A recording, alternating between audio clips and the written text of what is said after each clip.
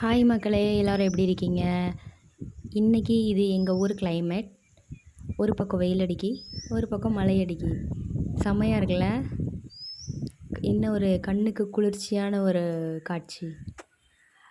So அதான் ஒரு video எடுத்து போட்டிருக்கேன். ஸோ லைக் பண்ணுங்கள், ஷேர் பண்ணுங்கள், கமெண்ட் பண்ணுங்கள். பாய் பாய்.